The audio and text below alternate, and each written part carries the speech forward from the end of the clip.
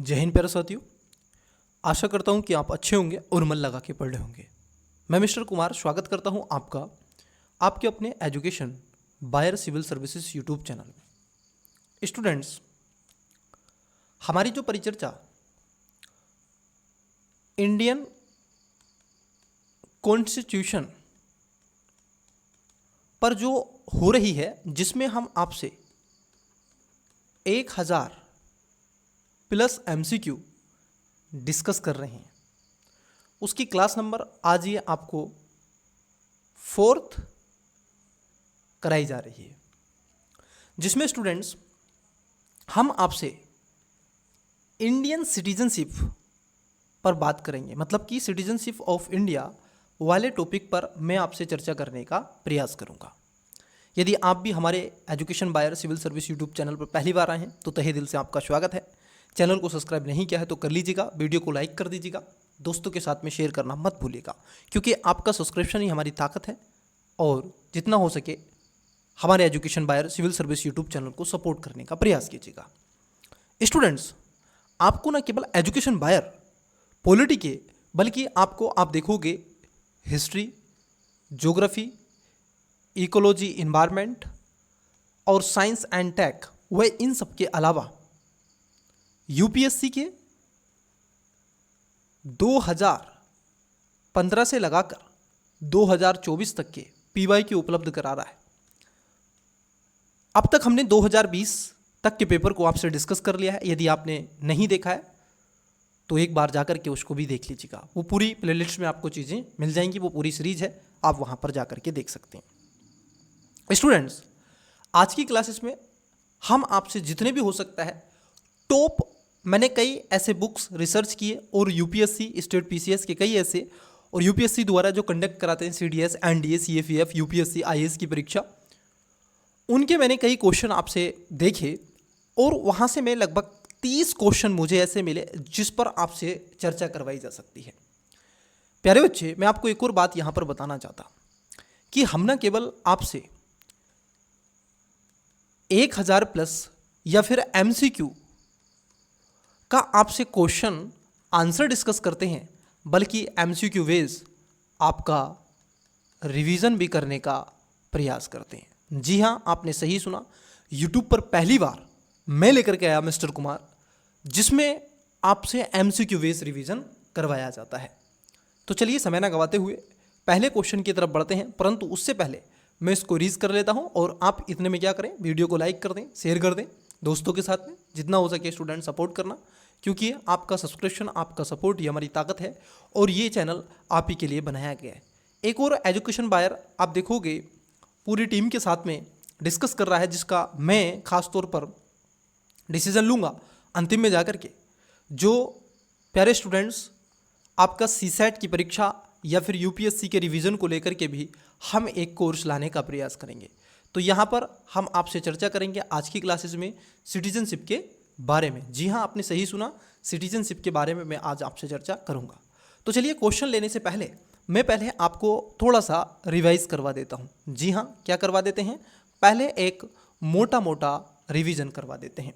यहाँ पर पूछा गया सिटीजन, आप देखोगे संविधान के अगर हम पार्ट की बात कर लें तो संविधान के पार्ट नंबर 2 में आपको सिटीजनशिप के बारे में चर्चा की गई है। दूसरा, अगर हम आर्टिकल की बात कर लें तो आर्टिकल 5 से 11 तक आप देखोगे सिटीजनशिप के बारे में चर्चा की गई है। इन सब के अलावा अगर आपसे पूछा जाए कि किस संविधान से ली गई है तो आप कहोगे कि सर इंग्लैंड के संविधान से। कहाँ से? इंग्लैंड के संविधान से हमने क्या किया है, इंग्लैंड के संविधान से हमने सिटीजनशिप ली है। और भारत में कैसी सिटीजनशिप है तो आप कहोगे सिंगल सिटीजनशिप आपके यहाँ पर देखने के लिए मिलेगी। इट्स क्लियर है नो? तो भारत में सिंगल सिटीजनशिप का प्रावधान है। ये वह क्वेश्चन है जो आपसे डायरेक्टली पूछे जा सकते हैं। वहीं इसके डेप्थ में भी क्वेश्चन आते हैं, आपका NRI क्या है, OCI क्या है, ठीक है, तो इन सब के बारे में भी क्वेश्चन आपके पूछे जाते हैं। कुछ ऐसे राइट्स पर भी आप देखोगे, फंडामेंटल राइट्स को भी पूछा जाता है कि कौन से ऐसे राइट्स हैं, जब आपसे पूछा जाता है कि कौन से ऐसे फंडामेंटल राइट्स हैं जो केवल भारतीय नागरिकों को हैं, मतलब कि सिटीजन को प्राप्त हैं। कई बार ऐसे भी पूछ लेता है तो आप कहोगे 15, 16, इन सब के अलावा आप देखोगे 19 और 29, 30, ये जो 5 ऐसे आर्टिकल हैं जो केवल और केवल भारतीय नागरिकों को प्राप्त हैं, ये कभी भी विदेशियों को प्राप्त नहीं होंगे। 15, 16, 19, 29, 30, ठीक है, इनको क्या है आपको ध्यान में रखना है। तो आई होप यहाँ तक चीज़ें आपकी क्लियर हो गई होंगी। तो चलिए अब मैं आपको लेके चलता हूँ पहले क्वेश्चन की तरफ। पहला क्वेश्चन आपकी स्क्रीन पर, आई होप आपको क्वेश्चन विजिबल हो रहा होगा। क्वेश्चन क्या है, देखिए क्वेश्चन में क्या पूछा है। क्वेश्चन में कह रहे हैं कि भारतीय संविधान के किस भाग में व किन अनुच्छेदों में नागरिकता संबंधी प्रावधानों का उल्लेख मिलता है। यहाँ पर क्या पूछा गया है, नागरिकता संबंधी प्रावधानों का उल्लेख। ऑप्शन नंबर ए संविधान का भाग नंबर 1 में अनुच्छेद 1 से 4 तक, बी भाग नंबर 2 में अनुच्छेद 5 से 11 तक, सी भाग नंबर 3 में अनुच्छेद 12 से 35 तक, डी भाग नंबर 4 में अनुच्छेद 36 से 51 तक। वीडियो को पोस्ट करें, करेक्ट आंसर बताने का प्रयास करें। आई होप आपने इसका राइट आंसर कमेंट बॉक्स में बताया होगा। चलिए आइए एक एक करके बात कर लेते हैं। यहाँ पर बता रहे हैं पहला, ये कह रहे हैं संविधान के भाग नंबर 1 और अनुच्छेद आप देखोगे 1 से 4 तक। स्टूडेंट्स, जो संविधान का भाग नंबर पहला है जिसमें आपको क्लास ये करवा दिया गया है, ये वाला हमने पूर्ण रूप से कर लिया है, जिसमें इंडियन टेरिटरी के बारे में स्टेट आप देखोगे स्टेट एंड इट्स टेरिटरी वाला जो आता है, ठीक है, वहाँ पर ये चर्चा हो गई है। ठीक है, इसके अलावा अगर दूसरे की देखें तो बिल्कुल संविधान का भाग नंबर 2 जो इसका करेक्ट आंसर होगा वो इसका राइट आंसर होगा। प्यारे बच्चे, करेक्ट आंसर, इसकी थिकनेस थोड़ी बढ़ा लेते हैं, रुकिएगा। तो करेक्ट आंसर होगा ऑप्शन नंबर बी। कौन सा होगा, बी। संविधान के भाग नंबर 2 और अनुच्छेद 5 से 11 तक आप देखोगे इसकी चर्चा की गई है, जो कि सिटीजनशिप की बात करता है। इट्स क्लियर है नो। तो भारत में आप देखोगे एकल नागरिकता का प्रावधान है और भारत केवल प्राकृतिक रूप से ही व्यक्तियों को ही नागरिकता दी जाती है। ये विधिक व्यक्तियों जैसे कंपनी और निगम आदि को नहीं दी जाती है। तो ध्यान में ये भी रखना है। यहाँ पर कहा गया है भाग नंबर 3, ये फंडामेंटल राइट्स की बात कर रहे हैं, और यहाँ पर है भाग नंबर 4 जो कि 36 से 51 तक है, ये डीपीएसपी की बात की गई है। एक सेकंड, ये किसकी बात कर रहे हैं, डीपीएसपी की बात कर रहे हैं। इसको बोलते हैं डायरेक्टिव प्रिंसिपल स्टेट पॉलिसी, राज्य के नीति निर्देशक तत्व 36 से 51 तक।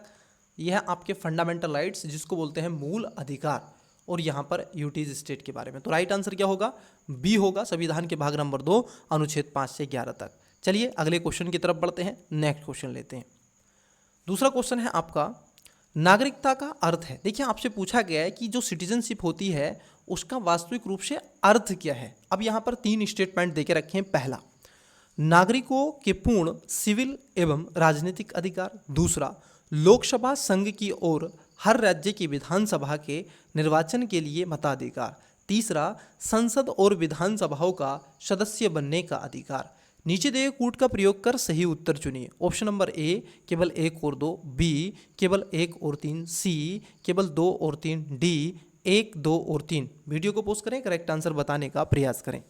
आई होप आपने इसका राइट आंसर दिया होगा। देखिए इसका जो करेक्ट आंसर हो जाएगा, राइट आंसर है ऑप्शन नंबर डी। प्यारे बच्चे, क्या है, करेक्ट आंसर है ऑप्शन नंबर डी। चलिए क्यों है डी उसको भी जान लेते हैं। देखिए यहाँ पर अगर पहले स्टेटमेंट की बात कर लें, नागरिकता के अर्थ की बात आपसे पूछी गई थी इसमें, और ये कह रहे हैं पहले स्टेटमेंट में नागरिकों के पूर्ण सिविल एवं राजनीतिक अधिकार। जी हाँ, ये बात एकदम क्या है आपकी सत्य है।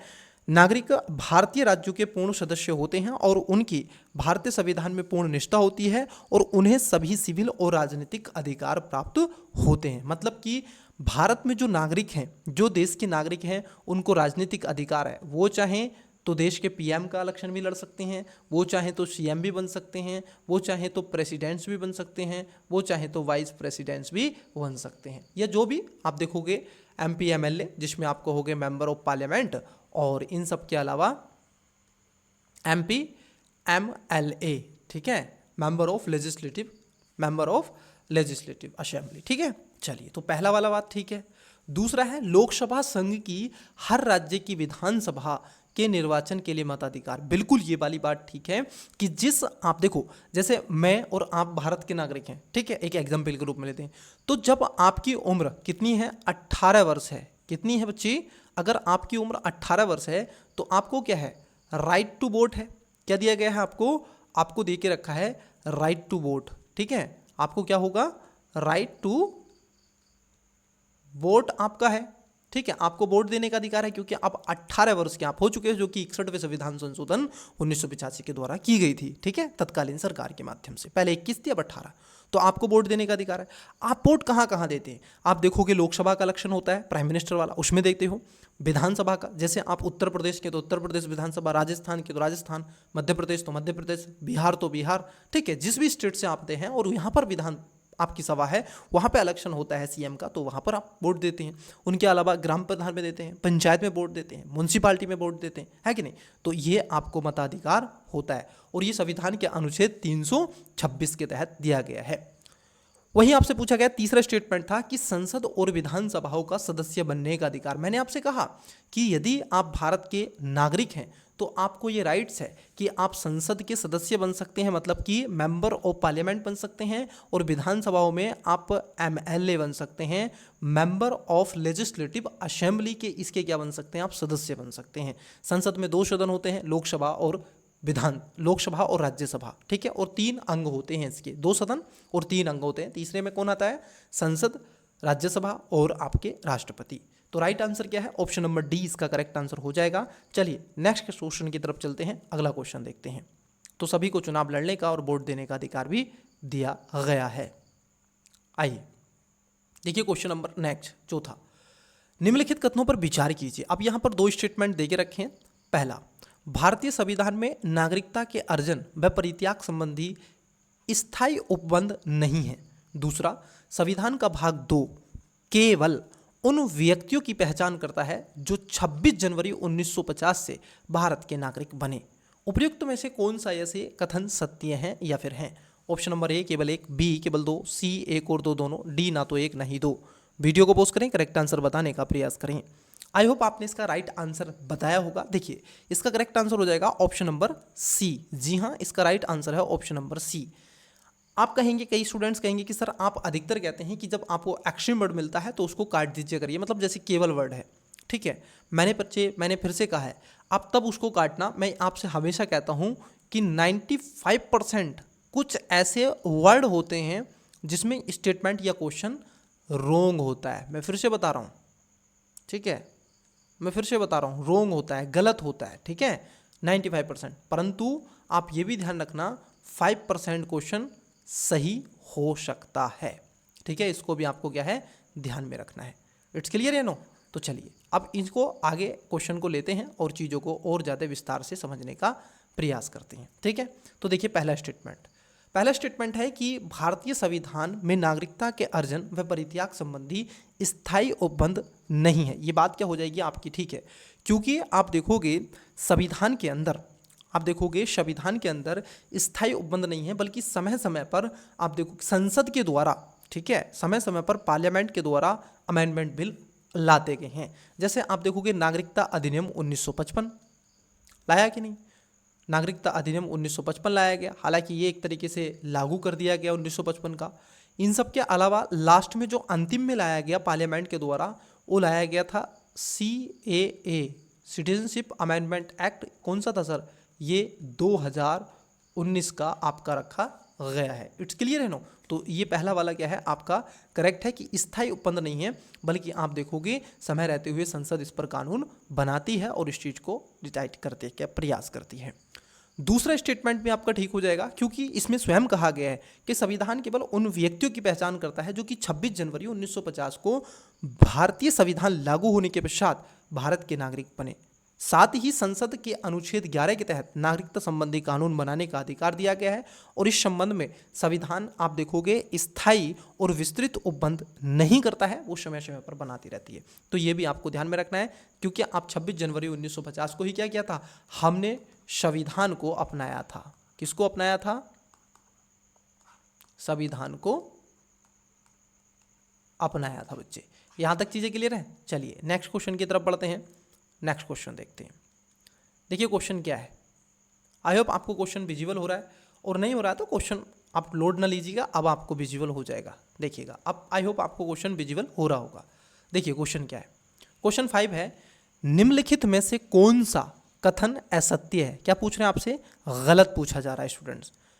आपसे 4 ऑप्शन है। पहला, ए में कह रहे हैं कि नागरिकता से संबंधित प्रावधानों का उल्लेख संविधान के भाग 3 और संसद द्वारा बाद में पारित कानूनों में हुआ। बी, भारत में जन्म, वंश, पंजीकरण या किसी भूक्षेत्र के राज्य क्षेत्र में शामिल होने से नागरिकता हासिल की जा सकती है।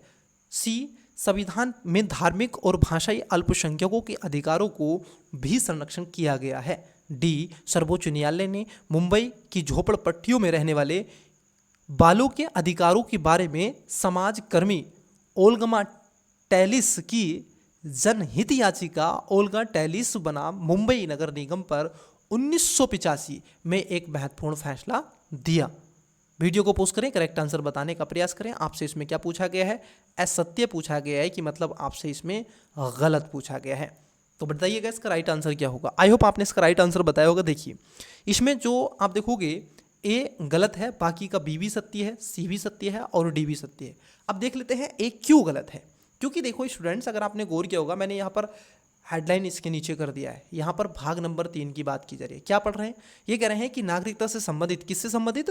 सिटीजनशिप, नागरिकता से संबंधित तो प्रावधानों का उल्लेख संविधान के भाग नंबर 3 में और संसद द्वारा बाद में पारित कानूनों में हुआ। जी नहीं, ये बाद में भी नहीं हुआ। जब आपका संविधान बनाया गया था, याद करना 26 नवंबर 1949 को भारतीय संविधान बनकर तैयार हो चुका था, परंतु 26 जनवरी 1950 को इसको लागू किया गया, आत्मपरित, आत्मसमर्पित किया गया। लेकिन संविधान के भाग नंबर 2 में सिटीजनशिप की बात की गई है, ना कि 3 में। तीसरी बात, 3 में फंडामेंटल राइट्स की बात की गई है। इसलिए आप देखोगे पहला वाला स्टेटमेंट गलत है, बाकी का बी, सी, डी आपके सत्य हो जाते हैं। चलिए अगले क्वेश्चन की तरफ बढ़ते हैं। नेक्स्ट क्वेश्चन लेते हैं। आई होप आपको क्वेश्चन की विजिबिलिटी हो रही होगी। चलिए अब इसको जूम कर लेते हैं। ठीक है, चलिएगा देखिए क्वेश्चन क्या है। क्वेश्चन को अटेम्प्ट करते चलिएगा प्यारे बच्चे, क्वेश्चन को अटेम्प्ट करता चलिएगा। देखिए क्वेश्चन क्या है, 6 नंबर। ये कह रहे हैं कि भारत की नागरिकता की समाप्ति के संदर्भ में निम्नलिखित कथनों पर विचार कीजिए। किससे क्वेश्चन है? समाप्ति से क्वेश्चन है कि आपसे भारत की नागरिकता कैसे समापन की जा सकती है। 2 स्टेटमेंट है। पहला, भारत का कोई भी नागरिक केवल स्वतः त्याग अथवा वंचन मतलब पृथककरण द्वारा अपनी नागरिकता को खो सकता है। यहाँ पर देखिए 1-2 शब्द हैं, एक तो कोई भी और है 2 केवल, ये अक्षिम वर्ड हैं दोनों। ठीक है। दूसरा स्टेटमेंट है भारतीय संविधान के प्रति अनिष्ठा दिखाना भारतीय नागरिकता को समाप्त करने का कारण बन सकता है। देखो यहाँ पर क्या करें, कारण बन सकता है मतलब ऐसी संभावना व्यक्त कर रहा है। उपयुक्त कथनों में से कौन सा ऐसे सही है या फिर है? ठीक है, ऑप्शन नंबर ए केवल 1, बी केवल 2, सी 1 और 2 दोनों, डी ना तो 1 नहीं तो। वीडियो को पोस्ट करें, करेक्ट आंसर बताएं। बड़ा ही अच्छा क्वेश्चन है प्यारे बच्चे, आप इसको बताने का प्रयास करें। आई होप आपने इसका राइट आंसर दिया होगा। चलिए इसका जो करेक्ट आंसर हो जाएगा वो हो जाएगा ऑप्शन नंबर बी। प्यारे बच्चे क्या हो जाएगा? राइट आंसर है ऑप्शन नंबर बी। क्यों है आइए उसको भी जानेंगे। पहला स्टेटमेंट को पढ़ लेते हैं। ये कह रहे हैं भारत का कोई भी नागरिक, समझना, केवल स्वतः परित्याग अथवा वंचन पृथक्करण पर अपनी नागरिकता खो सकता है। नहीं सर, वो 3-4 उसमें मुद्दे हैं। जैसे अगर आप देखोगे नागरिकता की समाप्ति के आधार पर, जैसे नागरिकता अधिनियम 1955 कौन सा लाया गया था? जो नागरिकता अधिनियम था 1955 की बात यहाँ पर की जाएगी, आपसे जो की जाएगी उसमें स्वयं से आप देखोगे इसमें समाप्ति के आधार पर जैसे परित्याग हो सकता है, बर्खास्तगी हो सकती है, वंचित होने, मतलब 3 कारणों का वर्णन है और यहाँ पर 2 कारण हैं, स्वतः परित्याग और वंचन। जबकि आपका एक और है बर्खास्तगी। जब आप संविधान के भीतर या संविधान के प्रति या इस देश के राष्ट्र के तिरंगे के प्रति अनिष्ठा पैदा कर रहे हैं, उसका अपमान कर रहे हैं, तो ऐसे में सरकार आपसे क्या है, आप देखोगे आपकी नागरिकता समाप्त कर सकती है। दूसरा इसमें ठीक हो जाएगा। पहला गलत है क्योंकि इन्होंने कहा है केवल स्वतः त्याग या फिर वंचन पृथक्करण। ठीक है, ऐसा नहीं है। इसी प्रकार आप देखोगे संविधान के आधार पर यदि नागरिकता धोखाधड़ी से प्राप्त की गई हो, यदि नागरिकों ने भारत के संविधान के प्रति अनिष्ठा दिखाई हो, यदि युद्ध के दौरान भारतीय नागरिकों ने अवैध व्यापार किया हो या फिर दुश्मन के साथ संवाद, मतलब कि आप क्या कर रहे हैं, खुफिया जानकारी दे रहे हैं। क्या दे रहे हैं? खुफिया जानकारी। मान लीजिए आतंकवाद है तो आतंकवादियों का संरक्षण कर रहे हैं तो फिर चुनौती हो सकती है। पंजीकरण या देशीकरण द्वारा भी नागरिकता के 5 साल के दौरान नागरिक का किसी भी अन्य देश के 2 साल तक ही सजा हुई है। यदि नागरिक लगातार 7 वर्षों तक है तो भारत से बाहर रहा है। ठीक है, तो इसको ध्यान में आपको रखना है। चलिए अगले क्वेश्चन की तरफ बढ़ते हैं। नेक्स्ट क्वेश्चन लेते हैं। आइए नेक्स्ट क्वेश्चन देखते हैं। देखिए क्वेश्चन थोड़ा बड़ा है ना, इसके ऑप्शंस नीचे हैं।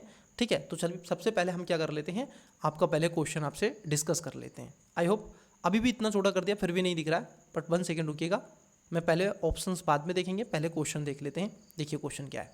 क्वेश्चन नंबर 7 है, ये कह रहे हैं भारत की नागरिकता के संदर्भ में निम्नलिखित कथनों पर विचार कीजिए। क्वेश्चन है नागरिकता, दो स्टेटमेंट है। पहला, किसी ऐसे देश के नागरिकों को जहां भारतीय नागरिकों को देशीयकरण से नागरिकता हासिल करने से रोका गया हो, किसी भी परिस्थिति में भारतीय नागरिकता प्रदान नहीं की जा सकती। दूसरा, यदि कोई विदेशी क्षेत्र भारत का हिस्सा बनता है तो उस क्षेत्र के नागरिकों को भारतीय नागरिकता के अर्जन के लिए पंजीकरण हेतु आवेदन करना होगा।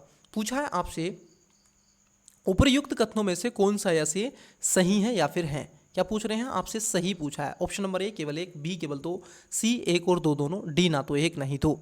वीडियो को पोस्ट करें, करेक्ट आंसर बताने का प्रयास करें। आई होप आपने इसका राइट आंसर आवश्यक रूप से दिया होगा कमेंट्स बॉक्स में। चलिए एक एक करके बात करते हैं। देखिए सर, पहला स्टेटमेंट क्या कहता है, पहले स्टेटमेंट को हम समझ लेते हैं।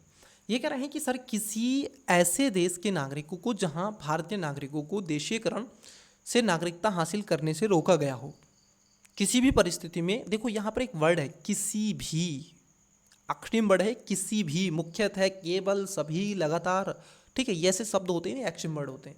तो किसी भी परिस्थिति में भारतीय नागरिकता प्रदान नहीं की जा सकती, ये गलत है। की जा सकती है, चूंकि आपको ये बात बड़े अच्छे से पता है, नागरिकता अधिनियम 1955 नागरिकता प्राप्त करने की 5 शर्तों को बताता है, जिसमें जन्म से, वंश से, पंजीकरण से, देशीयकरण से और क्षेत्र संविष्टि के आधार पर। इट्स क्लियर है नो? तो इसको ध्यान में रखना है। तो पहला गलत है। दूसरा, यदि कोई विदेशी क्षेत्र भारत का हिस्सा बनता है तो उस क्षेत्र के नागरिकों को भारतीय नागरिकता के अर्जन के लिए पंजीकरण हेतु आवेदन करना होगा। क्या ऐसा है? जब देशीकरण आप देखोगे जब हो रहा है, जब आप उसका हिस्सा बन रहे हैं, तो क्या ऐसे में स्थिति आपकी होगी? क्योंकि संविष्टि क्षेत्र की बात करी जा रही है और भारत का हिस्सा बनने पर भारत सरकार उस क्षेत्र के विशेष से संबंधित व्यक्तियों को भारत का नागरिक घोषित कर सकती है। मान लीजिए कि बांग्लादेश का कुछ क्षेत्र, मान लीजिए बांग्लादेश का कुछ क्षेत्र भारत में विलय हो जाए और वहाँ के नागरिक हैं, वहाँ के नागरिक कह रहे हैं, तो उस समय बांग्लादेश की जितनी भी आबादी होगी वो इंडियन सिटीजन हो जाएगी। ठीक है, वो क्या हो जाएगी? इंडियन सिटीजन आपकी आबादी वो हो जाएगी। तो इसको ध्यान में रखना है। तो इसका जो राइट आंसर है, देखो इसमें पहला भी गलत है, दूसरा भी गलत है। ठीक है, तो ये आवेदन कराना नहीं होता है, स्वतः बन जाता है। तो इसलिए आप देखोगे पहला गलत है और यहाँ पर दूसरा भी स्टेटमेंट क्या हो जाएगा आपका? गलत हो जाएगा। मतलब कि इसका जो करेक्ट आंसर होगा वो ऑप्शन नंबर डी होगा, ना तो एक ना दो। ठीक है, चलिए तो इसका राइट आंसर क्या है? Option number D. अगले क्वेश्चन की तरफ बढ़ते हैं, नेक्स्ट क्वेश्चन लेते हैं। आइए देखिए सर, देखिए क्वेश्चन क्या है। क्वेश्चन आपसे पूछा गया 8 नंबर, और ये कह रहे हैं आपसे, ये क्वेश्चन में कह रहे हैं, पूछा जा रहा है आपसे कि संसद द्वारा पारित किस अधिनियम में नागरिकता के अर्जन व समाप्ति के प्रावधान हैं? किसके? अर्जन और समाप्ति के प्रावधान हैं। नागरिकता अधिनियम 1955, बी नागरिकता संशोधन अधिनियम 1986, सी नागरिकता संशोधन अधिनियम 2003, डी नागरिकता संशोधन अधिनियम 2015। वीडियो को पोस्ट करें, राइट आंसर बताने का प्रयास कीजिएगा। आई होप स्टूडेंट्स आपने इसका राइट आंसर कमेंट्स बॉक्स में दिया होगा। चलिए एक एक करके बात कर लेते हैं। देखिए इसका जो राइट आंसर हो जाएगा ऑप्शन नंबर ए इसका करेक्ट आंसर है। जी हाँ, आपने सही सुना, ऑप्शन नंबर ए इसका क्या हो जाएगा? करेक्ट आंसर हो जाएगा, नागरिकता अधिनियम 1955। नागरिकता अधिनियम 1955 में नागरिकता अर्जन हेतु 5 शर्तों की बात की गई है, जिस पर मैंने आपको बताया, जिसमें आप देखोगे 5 शर्तें मैं लिख देता हूँ। ठीक है, आप नोट डाउन कर लीजिएगा, 5 शर्तें मैं आपके लिए लिख देता हूँ। ठीक है, कौन कौन सी शर्तें हैं आइए उसको भी जान लेते हैं। 5 शर्तें हैं सर। पहला है आपका वंश से, ठीक है, उसके साथ साथ आप देखोगे दूसरा है आपका जन्म से, बर्थ जिसकी भारत में हुई हो, देशीकरण से, लिख लीजिएगा, देशीकरण से, इन सब के अलावा पंजीकरण से। ठीक है, कितने हो गए? 4 हो गए। और एक है आपका जो आपके क्षेत्र होते हैं जिसमें संविष्ट क्षेत्र बोलते हैं। कैसा? संविष्ट क्षेत्र बोला जाता है। समाविष्ट क्षेत्र मतलब कि समाविष्ट क्षेत्र वो होता है जो उसमें शामिल हो जाता है। ठीक है, याद कीजिए बेरूबाड़ी मामला 1960 का, जिसमें बांग्लादेश से हमने सीमा बाउंड्री सीधी की थी, ठीक है। और कई ऐसे हमने 100 प्रांत अपने ऐसे छोटे बड़े क्षेत्र बांग्लादेश को दिए थे और वहाँ से 50 हमें मिले थे। तो जो वो राज्य के उनको हमने रखा था कि बशर्ते आप चाहते हो तो उसमें रह सकते हैं, आप चाहते हो तो देश में रह सकते हैं, तो उनके लिए दोनों ऑप्शन खोले गए थे। तो ये ऑप्शन नंबर क्या हो जाएगा, करेक्ट आंसर जो हो जाएगा वो प्यारे बच्चे right answer option number A हो जाएगा। चलिए अगले क्वेश्चन की तरफ बढ़ते हैं, नेक्स्ट क्वेश्चन लेते हैं। आइए नेक्स्ट क्वेश्चन देखते हैं क्या है। देखिए नेक्स्ट क्वेश्चन में बड़ा अच्छा क्वेश्चन पूछा गया है और क्वेश्चन में क्या कह रहे हैं, क्वेश्चन में कह रहे हैं कि भारत में रहने वाला ब्रिटिश नागरिक दावा नहीं कर सकता। मतलब कि जरा समझना, यहाँ पर एक बड़ा अच्छा क्वेश्चन ये पूछ लिया गया है कि भारत में रहने वाला ब्रिटिश नागरिक दावा नहीं कर सकता, ठीक है। ऑप्शन नंबर ए व्यापार और व्यवसाय की स्वतंत्रता के अधिकार का, बी विधि के समक्ष समानता के अधिकार का, सी जीवन की अभिव्यक्ति स्वतंत्रता की सुरक्षा के अधिकार का, और डी धर्म की स्वतंत्रता के अधिकार का। वीडियो को पोस्ट करें, करेक्ट आंसर बताने का प्रयास करें। बड़ा ही सॉलिड और बड़ा ही अच्छा क्वेश्चन आपसे पूछ लिया गया है, करेक्ट आंसर देने का प्रयास कीजिएगा प्यारे बच्चे। आई होप आपने क्या है इसका राइट आंसर दिया होगा। चलिए एक एक करके बात कर लेते हैं। और ये केवल ना ब्रिटिश के नागरिकों पर डिसाइड होता है, बल्कि विश्व भर के सभी देश के नागरिकों पर, भारत से अलग देश के जो नागरिक हैं उन सभी पर आपका क्या होता है, ये लागू होता है स्टेटमेंट। देखिए पहला स्टेटमेंट को देखते हैं। पहला ऑप्शन है, इसमें कहा है व्यवसाय और व्यापार की स्वतंत्रता के अधिकार का, और यही क्या है आपका करेक्ट आंसर हो जाएगा। क्योंकि ये जो डेफिनेशन आपको दी गई है प्यारे बच्चे, ये पहली बात तो ये चारों ऑप्शन जो हैं ये किसके बारे में है, ये आपके फंडामेंटल राइट्स के बारे में, पहली बात, ठीक है, फंडामेंटल राइट्स के बारे में। दूसरा पहला वाला जो कह रहा है कि व्यापार और व्यवसाय की स्वतंत्रता के अधिकार का, अगर आप देखोगे आर्टिकल की अगर मैं बात कर लूँ प्यारे बच्चे, तो आर्टिकल जो 19 है उसमें आपको ये साफ साफ चीज़ें लिखी गई हैं। वहीं पर विधि के समक्ष क्षमता के अधिकार की बात कर लें तो ये आर्टिकल क्या है आपका, आर्टिकल 14 की बात करता है। जीवन के व्यक्ति स्वतंत्रता और सुरक्षा के अधिकार की जो बात यहाँ पर की जा रही है, इसकी जो बात यहाँ पर हो रही है, ये किस आर्टिकल में कहा गया है, तो आप देखोगे संविधान के आर्टिकल 21 की बात यहाँ पर हो रही है। जी हाँ, आपने सही सुना, 21 की बात हो रही है। और धर्म की स्वतंत्रता आप देखोगे ये आपका 25 से 28 तक इसकी चर्चा है। तो आपसे क्या पूछा गया, ब्रिटिश नागरिक दावा नहीं कर सकते। आपको बी भी मिलेगा, सी भी मिलेगा, डी, लेकिन किसका दावा नहीं कर सकते हैं प्यारे बच्चे, वो दावा नहीं कर सकते हैं ए का, मतलब कि 19 का वो दावा नहीं कर सकते हैं। और केवल यही नहीं, दुनिया की किसी भी देश का नागरिक जो भारत का नागरिक नहीं है वह 19 का दावा नहीं कर सकता। कौन कौन से का दावा नहीं कर सकता, 15 का, 16 का, 19 का, 29 का और 30 का। ये केवल वह आर्टिकल है जो आप देखोगे इंडियंस को प्राप्त हैं, ना कि किसी फॉरेनर को, ठीक है। इट्स क्लियर है नो। तो इसका राइट आंसर क्या हो जाएगा, option number A is the correct answer. चलिए अगले क्वेश्चन की तरफ बढ़ते हैं, नेक्स्ट क्वेश्चन लेते हैं। और बड़ा अच्छा क्वेश्चन है, इसका आंसर तो आप यूं ही बता दोगे। देखिए, निम्नलिखित में से वे कौन से मूल अधिकार हैं जो केवल भारतीय नागरिकों को प्राप्त हैं। क्या मूल अधिकार पूछ लिया और क्या पूछा, केवल भारतीय नागरिकों को प्राप्त हैं। ये क्या, ऑप्शन नंबर ए 14, 15, 20, 21, 24, बी अनुच्छेद 15, 16, 20, 21, 24, 25, सी अनुच्छेद 15, 16, 19, 29, 30, डी अनुच्छेद 15, 16, 19, 25, 26। अब स्टूडेंट्स इसका आंसर आपको देना है कमेंट्स बॉक्स में, ठीक है। इसका आंसर कमेंट्स करना है आपको, ठीक है। जो भी इस क्लासेस को देख रहे हैं और इसका आंसर जिसने भी क्वेश्चन नंबर 10 देखा है तो इसका आंसर प्लीज़ आप कमेंट्स बॉक्स में दें, और मैं आपके इस आंसर का वेट करूंगा। अपनी टेक्निकल टीम को बोलूंगा कि आपको वो आंसर पिन करे, अगर गलत हुआ है तो वो आपको बताए, ठीक है। चलिए, क्योंकि मैं इसका आंसर अभी जस्ट नाउ पहले क्वेश्चन में आपको बता दिया हूँ। अगले क्वेश्चन की तरफ बढ़ते हैं। चलिएगा, अगर आप अच्छे से क्लास को एंजॉय कर रहे हैं तो आई होप आपको ये चीज़ें पता चल रही होंगी। देखिए, क्वेश्चन नंबर 11 भी इस तरह का क्वेश्चन आपसे पूछा गया है, 11 भी 10 भी। क्या है क्वेश्चन, भारतीय संविधान द्वारा विदेशियों को प्रदत्त मूल अधिकार कौन से हैं। बिल्कुल, ये बात एकदम ठीक है। मैंने आपको भारतीयों को तो बता दिया, लेकिन विदेशियों को कुछ अधिकार दिए जाते हैं, जैसे संविधान के अनुच्छेद 15, 16, 19, 29, 30 बी, संविधान का अनुच्छेद 29, 30, 20, 21 बी, अनुच्छेद 14, 20, 21, 21 ए, 22, 23, 24, 25, 26, 27, 28 डी, अनुच्छेद 19, 20, 21, 23, 24, 25, 26, 27, 28। वीडियो को पोस्ट करें, करेक्ट आंसर बताएं। आई होप आपने इसका राइट आंसर दिया होगा। चलिए एक एक करके बात कर लेते हैं। देखिए, यहाँ पर कहा गया है विदेशियों को प्रदत्त मूल अधिकार। किसकी बात की जा रही है, विदेशियों को, मतलब कि जो भारत के अंदर आए हैं। मान लीजिए कोई फॉरेनर हैं, काम करने के लिए आए हैं सर, या फिर मान लीजिए टूरिस्ट हैं जो फॉरेनर हैं तो वो आए हैं, तो उनको कुछ अधिकार हमारे संविधान ने दे के रखते हैं। जैसे आप देखोगे कौन कौन से, जैसे यहाँ पर कह रहे हैं संविधान के अनुच्छेद देखो 15 नहीं सर 15, 16 और 19 ये और 29, 30 ये ओनली इंडियन सिटीजन को है, ये ध्यान रखना। 15, 16, 19, 29, 30 और इससे लास्ट क्वेश्चन यही पूछा था आपसे, ठीक है। इसके अलावा आप देखोगे, अब यहाँ पर एलिमेंट मेथड लगेगा तब आके, यहाँ पर देखो संविधान के अनुच्छेद 29, 30 ये तो होगा नहीं, ये भी नहीं होगा। 14, 20, 21 बिल्कुल ये बात एकदम ठीक है, इसका right answer option number C है।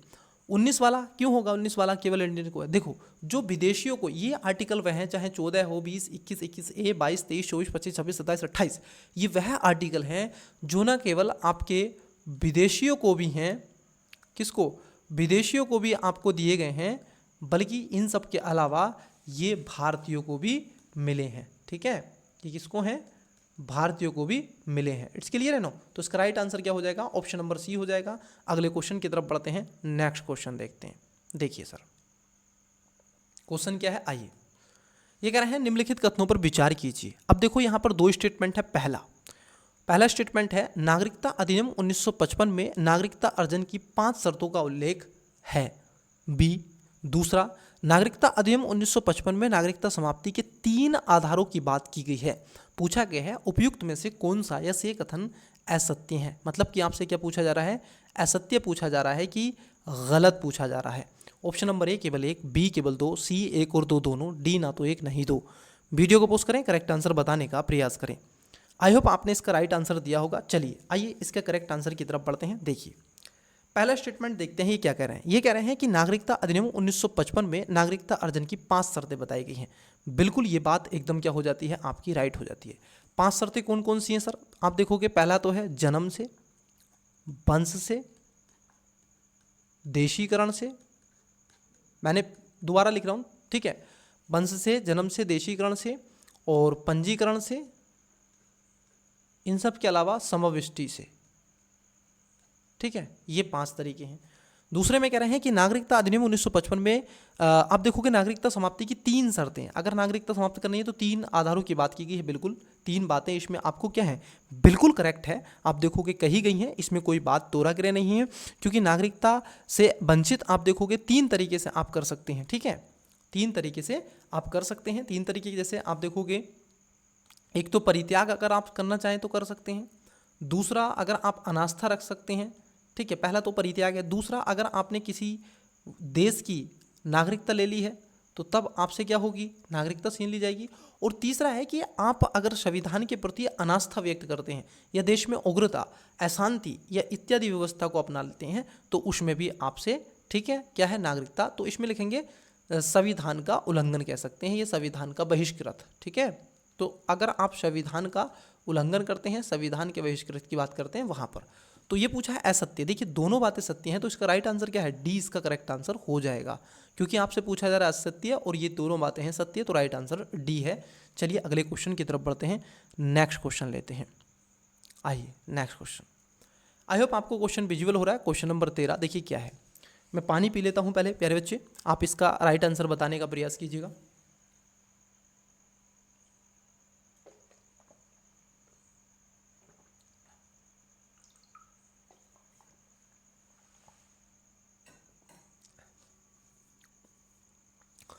आपने इसका राइट आंसर दिया होगा। देखिए क्या है क्वेश्चन।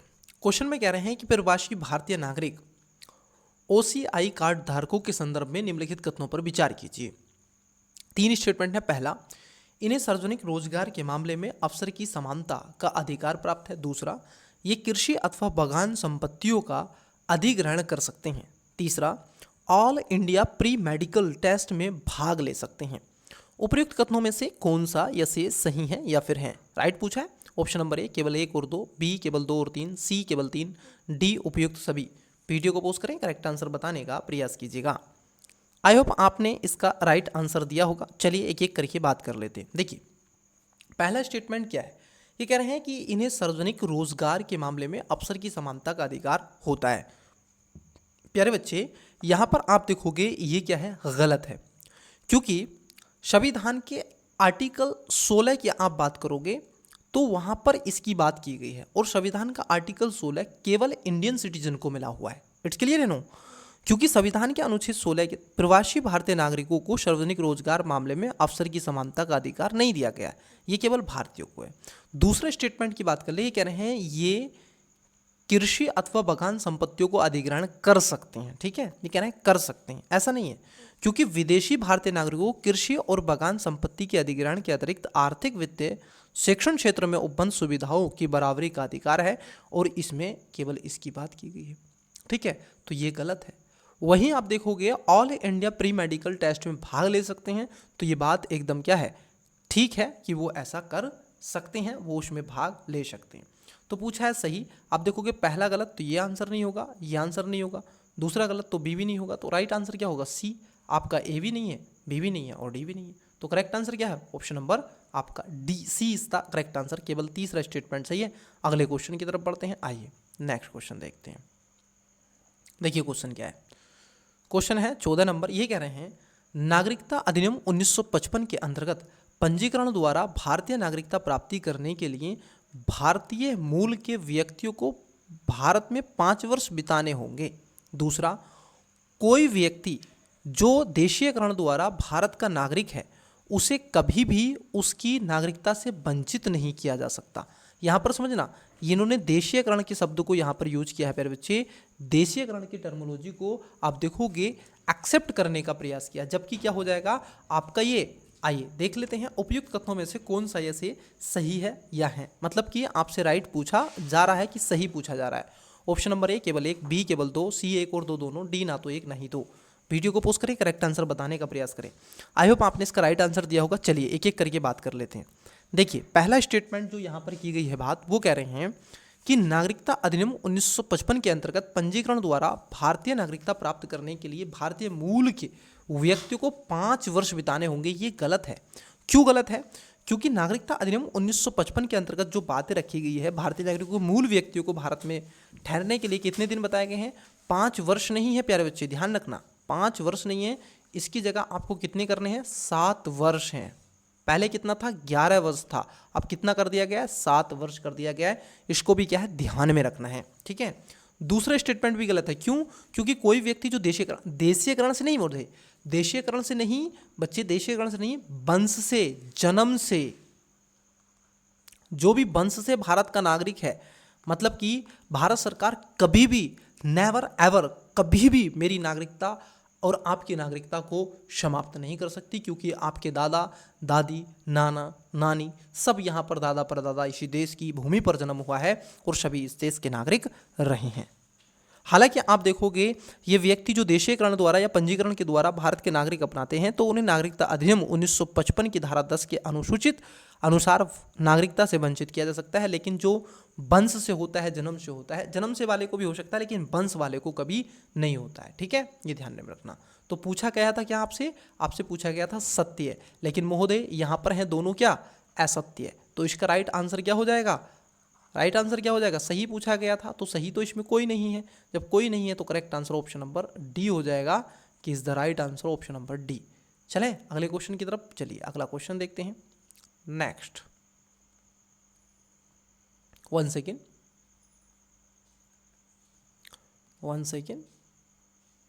बहुत फास्ट वे में चल रही हैं चीजें। देखिए सर क्या है क्वेश्चन देखिए क्या है, देखिए क्वेश्चन है नागरिकता अधिनियम 1955 के अंतर्गत निम्नलिखित में से कौन सी रीति नागरिकता प्राप्त करने की रीति नहीं है। ध्यान रखना, यहाँ पर नागरिकता अधिनियम 1955 के बारे में पूछा जा रहा है और ये कह रहे हैं कौन सी रीति नागरिकता प्राप्त करने की रीति नहीं है। ठीक है, अब यहाँ पर 4 ऑप्शन है। पहला वंशानुक्रम, दूसरा पंजीकरण, तीसरा राज्य क्षेत्र का सम्मिलित होना और चौथा डी मतलब कि विदेशी नागरिकता या दोहरी नागरिकता। वीडियो को पोस्ट करें, करेक्ट आंसर बताने का प्रयास करें। देखिए स्टूडेंट्स, यहाँ पर नागरिकता जो प्राप्त नहीं कर सकते हैं उस रीति को आप, ऑप्शन नंबर डी इसका करेक्ट आंसर हो जाएगा। क्योंकि भारत में यहाँ पर क्या कह रहे हैं, विदेशी नागरिकता या दोहरी नागरिकता नहीं महोदय, भारत में कैसी नागरिकता है, पहली बात सिंगल सिटीजनशिप है। पहली बात तो क्या है, सिंगल सिटीजनशिप सिटीजनशिप है, पहली बात तो ये ध्यान में आपको रखना है, सिंगल सिटीजनशिप है पहली बात। और कहाँ से ली गई है ये भी आपको ध्यान में रखना है, तो इंग्लैंड से ली गई है, ठीक है, इंग्लैंड से हमने लिया है। और यहाँ पर कह रहे हैं दोहरी नागरिकता, दोहरी नागरिकता आपको कहाँ पे मिलेगी, यूएसए में, ठीक है। यूएसए में कैसे सर, देखो जो व्यक्ति अमेरिका का नागरिक है तो एक तो अमेरिका की उसको सिटीजनशिप लेनी पड़ेगी, कहाँ की, यूएसए की लेनी पड़ेगी एक तो अपने आप में। और दूसरी मान लीजिए वो कोई स्टेट का, जैसे मान लीजिए वॉशिंगटन डीसी का कोई व्यक्ति है, या फिर मान लीजिए कैलिफोर्निया का कोई व्यक्ति है, ठीक है, कैलिफोर्निया का, तो उसके पास में वॉशिंगटन की भी होगी, या फिर कैलिफोर्निया का था वहाँ की भी होगी, और उसके पास में यूएसए की। तो मतलब कि स्टेट की आपको क्या होगी, सिटीजनशिप भी लेनी होगी अगर अमेरिका के नागरिक हैं, तो उसके साथ साथ आपको यूएसए की भी लेनी होगी। ये थोड़ा सा डिफरेंस आपको देखने के लिए मिलेगा। भारत में ऐसा नहीं है। जैसे एक और मैं आपको शुद्ध वे में और बता देता हूँ, जैसे देखो अमेरिका का सिस्टम क्या है। अमेरिका में क्या है महोदय, जैसे मान लीजिए इंडिया है, ठीक है, हमारा प्यारा भारत है। अब मान लीजिए एक तो इंडिया है भाई, भारत है, एक तो आप कहोगे। दूसरा मान लीजिए आप रहते हैं महाराष्ट्र में, ठीक है, महाराष्ट्र में कोई लेना देना नहीं है मेरा, ऐसा मैंने एग्जाम्पल लिया है, ठीक है।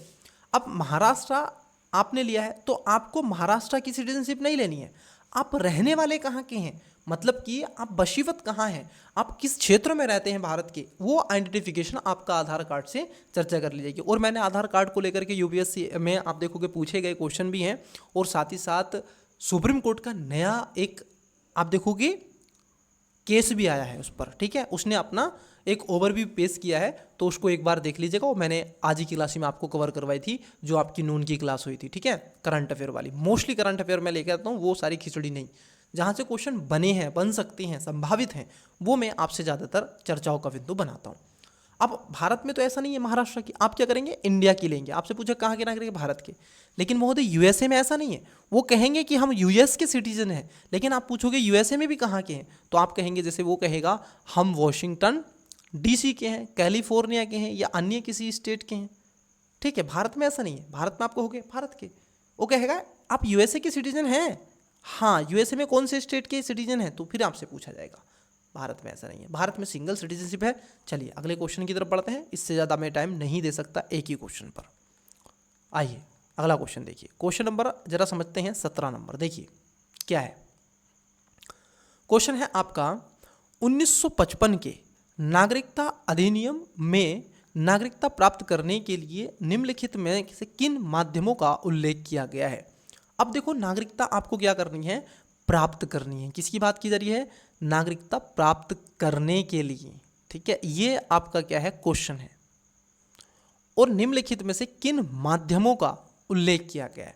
ऐसे मेंस का क्वेश्चन पढ़ा जाता है, जिस तरीके से मैं प्रीलिम्स का क्वेश्चन आपके लिए पढ़ के दे रहा हूँ, ठीक है।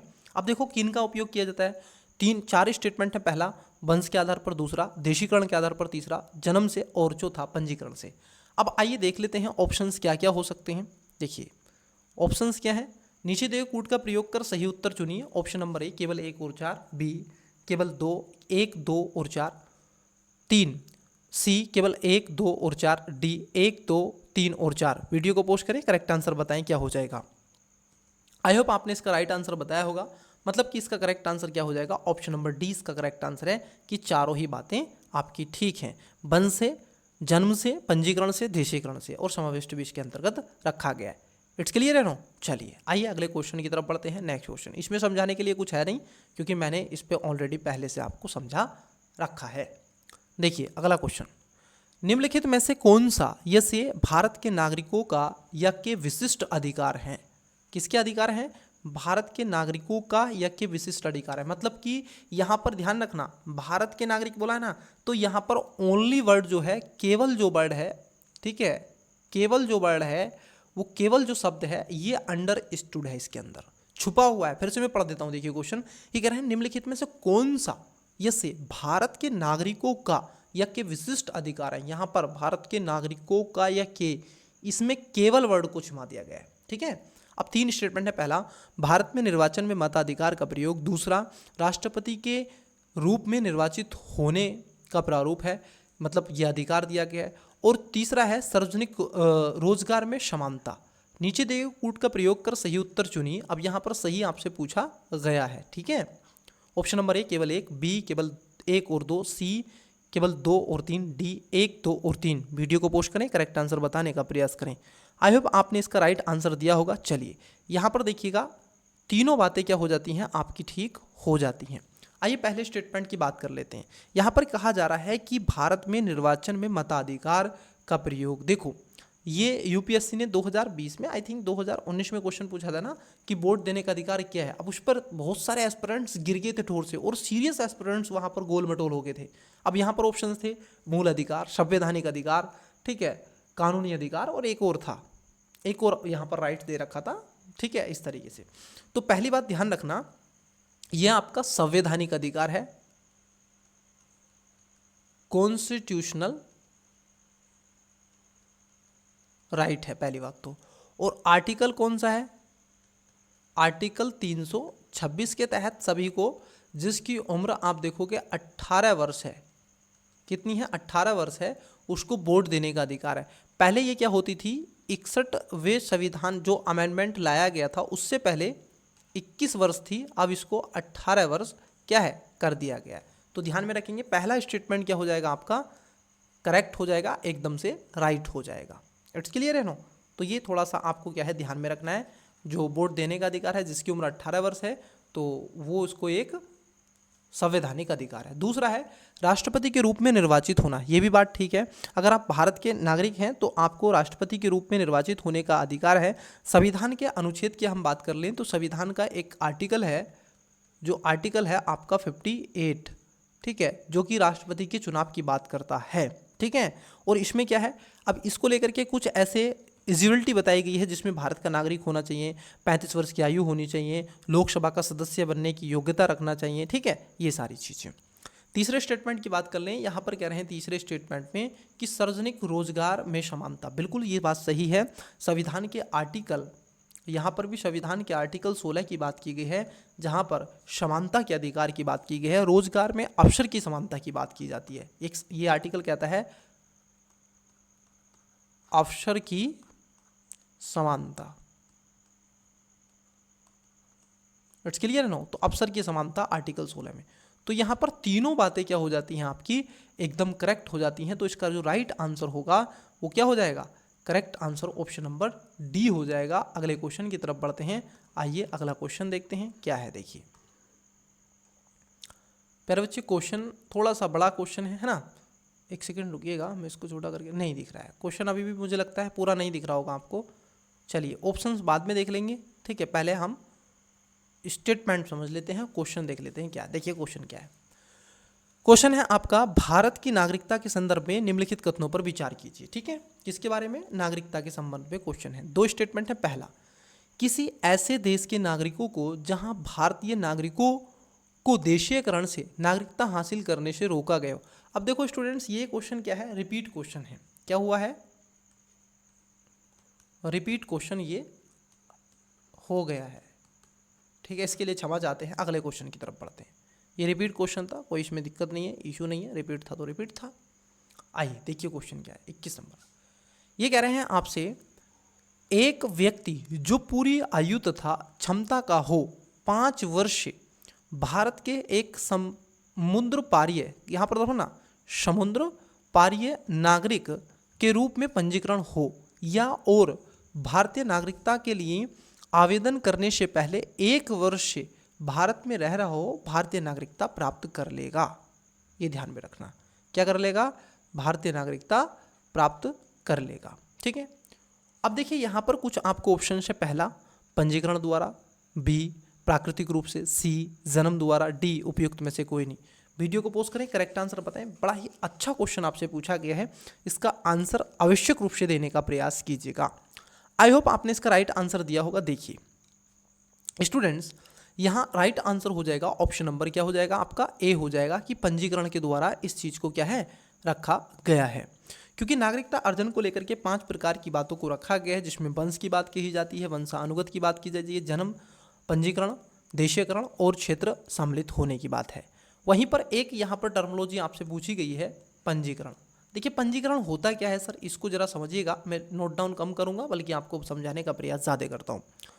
पंजीकरण में क्या होना चाहिए कि भारतीय मूल का व्यक्ति जो नागरिकता का आवेदन के लिए ठीक पूर्व 7 वर्ष तक भारत में रह रहा हो। पहली बात, इसको क्या कंडीशन है, टर्म ऑफ कंडीशन क्या है इसकी, 7 वर्ष। पहली कंडीशन ये रखी गई है। उसके साथ साथ भारतीय नागरिकता के नाबालिग बच्चे हो सकते हैं, कोई व्यक्ति जो पूरी आयु या क्षमता का हो और उसके माता पिता या फिर आप देखोगे नागरिक के रूप में पंजीकृत हो, तो पहला होगा। दूसरा क्या है इसमें, नाबालिग,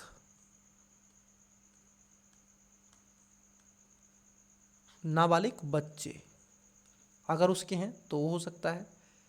तीसरा है उसके माता पिता, ठीक है, अगर माता पिता यहीं के नागरिक रहे हैं तो उसमें हो सकता है।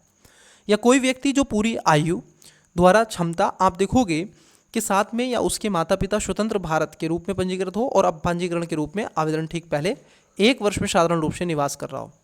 कोई व्यक्ति जो पूरी आयु क्षमता का हो और भारत में एक समुद्री, ठीक है, पारीय नागरिक के रूप में 5 वर्ष से पंजीकृत हो, ठीक है, कितने वर्ष से, 5 वर्ष से। यहाँ पर इन्होंने बोला है क्या, 1 वर्ष की बात की जा रही है, और ये खासतौर पर क्या होगा, 5 वर्ष पूर्व, ठीक है, 5 वर्ष पूर्व से उस क्षेत्र में निवास अगर करता है तो ऐसी स्थिति में उसको ठीक 1 वर्ष पहले साधारण आप देखोगे भारत में निवास कर रहा होगा और उसको नागरिकता मिल जाएगी। तो इसको थोड़ा क्या है ध्यान में रखेंगे। चलिए अगले क्वेश्चन की तरफ बढ़ते हैं, नेक्स्ट क्वेश्चन लेते हैं।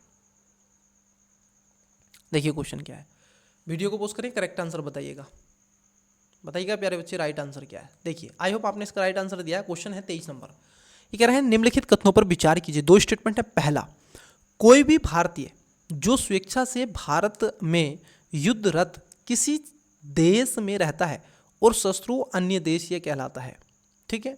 दूसरा है, मित्र अन्य देशीय को भारत के अटॉर्नी जनरल महान्यायवादी का पद धारण करने का अधिकार प्राप्त है। उपयुक्त कथनों में से कौन सा यह शेष कथन सही है या फिर है। अब यहाँ पर क्या पूछा गया आपसे, राइट पूछा जा रहा है, मतलब कि सही पूछा जा रहा है।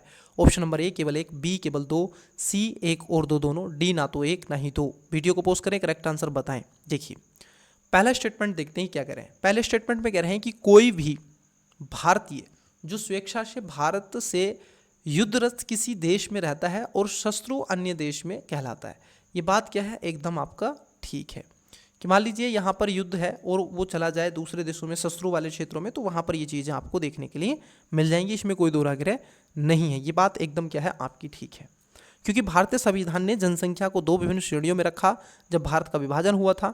एक था नागरिक और अन्य देशीय। अन्य देशीय मतलब विदेशों की बात यहाँ पर की गई थी, आप विदेशों में रह सकते हैं तो वो भी यहाँ पर कहलाएगा। दूसरा स्टेटमेंट आपका गलत हो जाएगा प्यारे बच्चे, क्योंकि ये कह रहे हैं मित्र अन्य देशियों में, अन्य देश का मतलब है विदेश, ठीक है। अटॉर्नी जनरल जिसमें महान्यायवादी की वेणुगोपाल जी थे, आप दूसरे आए हैं, ठीक है। तो ये बात आपकी क्या हो जाती है, एकदम गलत हो जाती है, ये ध्यान रखना है। जो दूसरा स्टेटमेंट है आपका, ये क्या हो जाएगा, आपका दूसरा स्टेटमेंट गलत हो जाएगा, क्योंकि केवल भारत के नागरिक को ही आप देखोगे इस पद पर धारण कर सकते हैं, जैसे राष्ट्रपति, उपराष्ट्रपति, सर्वोच्च न्यायालय के न्यायाधीश, उच्च न्यायालय एवं न्यायाधीश, महान्यायवादी, राज्यपाल और महाधिवक्ता आदि के पद पर ये केवल क्या है, इंडियन सिटीजन ही आएंगे, कोई इसमें दूसरा व्यक्ति नहीं आता है। और संविधान के आर्टिकल की बात कर लें तो आप देखोगे 76 में, 76 में इसकी चर्चा की गई है और इससे रिलेटिव राष्ट्रपति को अधिकार दिए गए हैं, इसको यही नियुक्त करते हैं, इसके वेतन भत्ते यही तय करते हैं, क्या कैसे क्या कब, ठीक है। तो यहाँ पर पहला सही हो जाएगा, दूसरा गलत हो जाएगा। आपसे पूछा गया है क्या, सत्य है। चलिए अगले क्वेश्चन की तरफ बढ़ते हैं, नेक्स्ट क्वेश्चन देखते हैं। देखिएगा सर, क्वेश्चन को समझिएगा, क्वेश्चन क्या है इसको जरा जानिएगा, ठीक है। क्वेश्चन को जानिएगा बच्चे, क्वेश्चन को जानिएगा। देखिए क्वेश्चन क्या है, क्वेश्चन में पूछा गया है निम्नलिखित कथनों पर विचार कीजिए। 3 स्टेटमेंट है। पहला, भारत के संविधान का भाग 2 भारत की नागरिकता से संबंधित है। दूसरा, भारतीय संविधान अपने लागू होने के बाद से भारतीय नागरिकता के अधिग्रहण, निर्धारण, समाप्ति के मामले से संबंधित है। 3, सभी मौलिक कर्तव्यों को 42वें संविधान संशोधन अधिनियम द्वारा जोड़ा गया। उपयुक्त कथनों में से कौन सा ऐसे सही है या फिर है। ऑप्शन नंबर ए केवल 1, बी केवल 2 और 3, सी केवल 1 और 2, डी केवल 1 और 3। वीडियो को पोस्ट करें, करेक्ट आंसर बताने का प्रयास कीजिएगा। आई होप आपने इसका राइट आंसर दिया होगा। चलिए एक एक करके बात कर लेते हैं। देखिए सर, पहला स्टेटमेंट क्या है, पहला स्टेटमेंट एकदम करेक्ट है, क्योंकि संविधान के भाग नंबर 2 और आर्टिकल 5 से 11 तक, कितना, आर्टिकल 5 से 11 तक इसके बारे में आपकी चर्चा की जा रही है। It's clear, you know. तो पहली वाली बात क्या है आपकी करेक्ट है। और ये इंग्लैंड से लिया गया है संविधान के भाग नंबर 2 में। दूसरा स्टेटमेंट आपका सरासर गलत है। ये कह रहे हैं कि भारतीय संविधान अपने लागू होने के बाद से, ठीक है, भारतीय नागरिकता अधिग्रहण, निर्धारण और समाप्ति के मामले से संबंधित है। स्टूडेंट्स, अगर आपको पता हो कि इसको लेकर के नागरिकता अधिनियम 1955 संविधान के लागू होने के बाद भारतीय नागरिकता अधिग्रहण, निर्धारण और समापन से संबंधित मामलों से संबंधित है, तो दूसरा वाला गलत है। ठीक है, इन सब के अलावा तीसरा वाला भी इसमें गलत है, क्योंकि ये कह रहे हैं कि यहाँ पर देखो, हालांकि सिटीजनशिप से नहीं है, तीसरा स्टेटमेंट जो है ये आपके फंडामेंटल ड्यूटीज से लिया गया है। किससे है? जो फंडामेंटल ड्यूटी है, ठीक है, उससे यहाँ पर चर्चा की जा रही है। तो तीसरा वाला तो गलत है। क्यों गलत है मैं आपको बताता हूँ। 42वें संविधान संशोधन के माध्यम से 1976 में लगभग आप देखोगे 10 ऐसे क्या जोड़ा गया, आपके फंडामेंटल ड्यूटीज जोड़ा गया, परंतु एक अमेंडमेंट हुआ 86वां कॉन्स्टिट्यूशन अमेंडमेंट।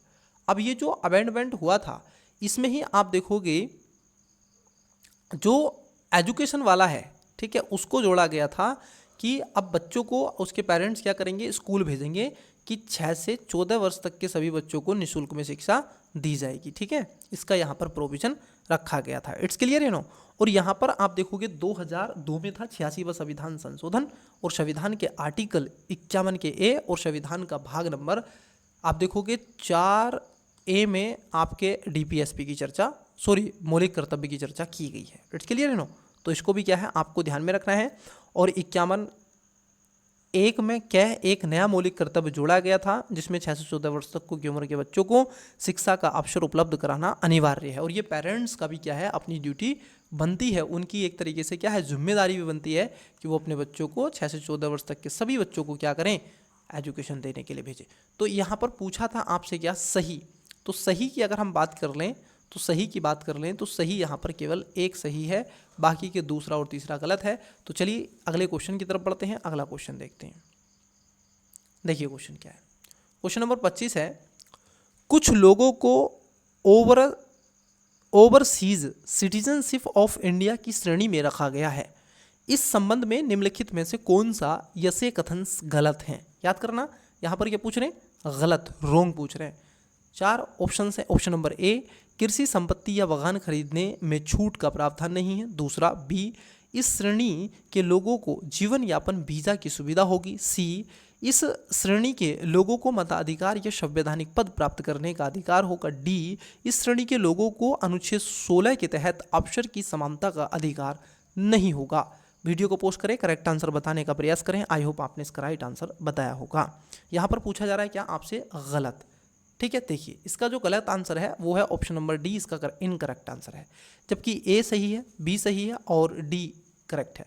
अनकरेक्ट की बात कर लें, जो रोंग है वो आपका सी है। क्यों है? क्योंकि कह रहे हैं इस श्रेणी के लोगों को मताधिकार, नहीं सर, इस श्रेणी के लोगों को मताधिकार बिल्कुल नहीं होता है, क्योंकि इन्हें मताधिकार या संवैधानिक पद धारण करने का अधिकार नहीं दिया गया है जो ओवरसीज सिटीजन होते हैं। ठीक है, बल्कि जो NRI हैं उनको है, जो किसी कारणवश क्या हुए हैं, कमाने के लिए वहाँ पर सर्विस दे रहे हैं, तो उनको ये राइट्स दिया गया है। ठीक है, इसलिए आपका सी है जो गलत हो जाएगा। ठीक है, चलिए अगले क्वेश्चन की तरफ बढ़ते हैं। नेक्स्ट क्वेश्चन देखते हैं। देखिए क्वेश्चन क्या है। क्वेश्चन नंबर 26 ये कह रहे हैं, एक व्यक्ति जो पूरी आयु या तथा क्षमता का हो 5 वर्ष के लिए भारत के ओवरसीज सिटीजन के रूप में पंजीकृत हो और भारतीय नागरिकता के लिए आवेदन करने से पहले 1 वर्ष, कितना, 1 वर्ष के लिए भारत में रह रहा हो, भारतीय नागरिकता प्राप्त करेगा। जरा इसको ध्यान में आपको रखना है। ऑप्शन नंबर ए, पंजीकरण द्वारा, बी, देशीकरण द्वारा, सी, जन्म के द्वारा और डी, उपयुक्त। देखो ये क्वेश्चन तो हुआ है रिपीट, ठीक है, नंबर इसका चेंज हो गया, क्वेश्चन रिपीट है, आंसर इसका कमेंट्स करके बता दीजिएगा। क्लियर है? चलिए आइए अगला क्वेश्चन देखते हैं। क्वेश्चन नंबर 27 ये कह रहे हैं, भारतीय नागरिकता नहीं प्राप्त की जा सकती, भारतीय नागरिकता नहीं प्राप्त करती जा सकती। ऑप्शन नंबर ए, जन्म से, बी, देशीकरण से, सी, किसी भूभाग की संविष्टि द्वारा और डी, भारतीय बैंक में धन जमा करके। वीडियो को पोस्ट करें, करेक्ट आंसर बताएं, कैसे आप नागरिकता प्राप्त नहीं कर सकते हैं। आई होप आपने इसका राइट आंसर दिया होगा। देखिए इसका करेक्ट आंसर है ऑप्शन नंबर डी। जी हाँ, आपने सही सुना, ऑप्शन नंबर डी इसका करेक्ट आंसर हो जाएगा कि भारतीय बैंक में धन जमा करने से आप भारत के नागरिक नहीं बन सकते हैं। चूंकि गृह मंत्रालय द्वारा भारत की नागरिकता हेतु 5 पैमाने निर्धारित किए गए हैं, जिसमें मैंने आपको बताया जन्म से, वंश से, पंजीकरण द्वारा, देशीकरण द्वारा और नए राज्य क्षेत्र को भारतीय क्षेत्र में सम्मिलित होने पर, जो कि ये प्रावधान नागरिकता अधिनियम, सिटीजनशिप अमेंडमेंट एक्ट जो लाया गया था 1955 का, CAA, ठीक है, सॉरी CAA होता है ना, ये क्या है, सिटीजनशिप अमेंडमेंट एक्ट 1955। अब इसके तहत ही यहाँ पर रखा गया है, तो इसलिए डी इसका गलत है। पहला ठीक है, बी ठीक है और सी, लेकिन डी इसमें गलत है। अगले क्वेश्चन की तरफ बढ़ते हैं। देखिए अगला क्वेश्चन क्या है। क्वेश्चन बड़ा ही सॉलिड पूछ लिया है सर आपसे। देखिए क्वेश्चन क्या पूछे। क्वेश्चन पूछा जा रहा है आपसे प्यारे बच्चे, ये कह रहे हैं क्वेश्चन में, क्वेश्चन नंबर 29 है, निम्नलिखित कथनों पर विचार कीजिए। 2 स्टेटमेंट है, थोड़ा बड़ा तगड़ा मोटा ताजी क्वेश्चन है। पहला, प्रत्येक राज्य और राज्य के भीतर प्रत्येक स्थानीय प्राधिकारी भाषाई अल्पसंख्यक वर्गों के बालकों को शिक्षा के प्राथमिक स्तर पर मातृभाषा में शिक्षा की प्राप्ति सुविधाओं की व्यवस्था करने का प्रयास करेगा। 2, संविधान भारत संघ को यह आदेश देता है कि वह हिंदी भाषा के प्रसार की व्यवस्था करे और उसे बढ़ाए तथा उसका विकास करे, ताकि वह भारत की सामाजिक संस्कृति के सभी, ध्यान रखना, सामाजिक संस्कृति के सभी तत्वों का अभिव्यक्त का माध्यम बन सके। उपयुक्त कथनों में से कौन सा या से सही है या फिर है? ऑप्शन नंबर ए केवल 1, बी केवल 2, सी 1 और 2 दोनों, डी ना तो 1 ना ही 2। वीडियो को पॉज करें, करेक्ट आंसर बताने का प्रयास कीजिएगा। आई होप आपने इसका राइट आंसर बताया होगा। देखिए पहला स्टेटमेंट क्या है, आइए। पहला स्टेटमेंट एकदम सत्य है, क्योंकि ये कह रहे हैं पहले स्टेटमेंट में कि प्रत्येक राज्य में, देखो अब यहाँ पर अल्पसंख्यकों को भाषाई आधार पर, जैसे संविधान के आप देखोगे संविधान में, भारतीय संविधान में एक आर्टिकल है 350 क्या, क्योंकि उसमें साफ साफ कहा गया है कि भाषाई जो अल्पसंख्यकों को सुरक्षा प्रदान करना है, और एक तरीके से प्रति एक राज्य और स्थानीय प्राधिकरण राज्य भाषाई अल्पसंख्यकों के बच्चों को प्राथमिक स्तर पर मातृभाषा में शिक्षा देना ही सुविधाएं उपलब्ध कराना चाहिए, जिससे राष्ट्रपति इस संबंध में आवश्यक निर्देश देंगे। तो पहली वाली बात क्या हो जाती है आपकी, सही हो जाती है। दूसरी भी ठीक है, क्योंकि संविधान सभा, आप देखोगे जो संविधान भारत संघ को यह आदेश देता है कि किसी हिंदी भाषा, देखो इसके प्रसार को बढ़ाए, ये बात ठीक है, क्योंकि हिंदी भाषी स्टेट ज़्यादा है। आप देखोगे संविधान के अनुच्छेद किसमें कहा गया है, 351, कहाँ पर है 351, और पहला वाला है 350, ठीक है। देखिए 351, इसमें क्या कर रहे हैं, इसमें कह रहे हैं कि हिंदी भाषा के विकास के लिए क्या करेगा, ऐसे निर्देश देता है जो कि संघ को आदेश देता है कि हिंदी भाषा के प्रसार को बढ़ावा दे और इसे विकसित करे, ताकि भारत की समग्र संस्कृति के सभी तत्वों के लिए अभिव्यक्ति के माध्यम के रूप से काम कर सके और इसके संवर्धन को सुनिश्चित कर सके। तो स्टूडेंट्स यहाँ पर दोनों स्टेटमेंट क्या है, ऑप्शन आपका सी सही है, पहला और दूसरा एकदम क्या हो जाएगा आपका करेक्ट हो जाएगा, मतलब कि इज द राइट आंसर आपका देखने के लिए आपको मिलेगा। तो प्यारे बच्चे आज की क्लासेस में क्या है, आप देखोगे इतना ही रहने देते हैं, मिलेंगे अगले किसी टॉपिक में अगली क्लासेस में। तब तक के लिए मन लगा के पढ़ते रहिएगा। Best of luck, bye.